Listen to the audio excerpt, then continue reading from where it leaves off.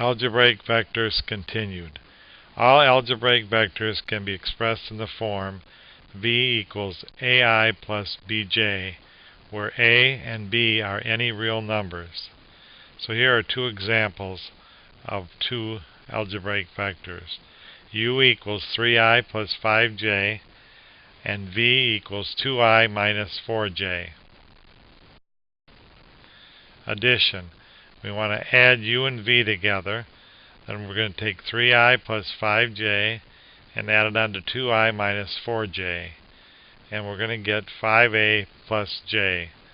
It's sort of just like collecting like terms. Subtraction. U subtract v would be 3i plus 5j minus 2i minus 4j. And we're going to get I plus 9j. Once again, it's just like removing the parentheses and collecting like terms. Scalar multiplication. We want to multiply 7 times v. So we go 7 times the quantity 3i plus 5j, and that gives us 21i plus 35j. Just use the distributive property. Problem. Find the magnitude and unit vector for v equal to 5a plus 12j. So first we'll find the magnitude.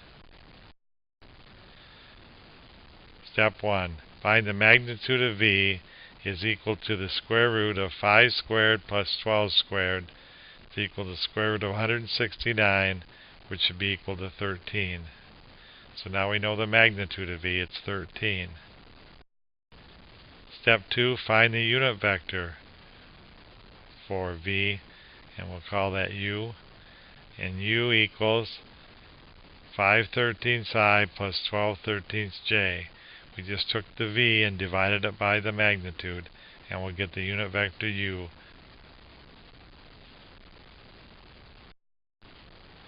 Interesting point.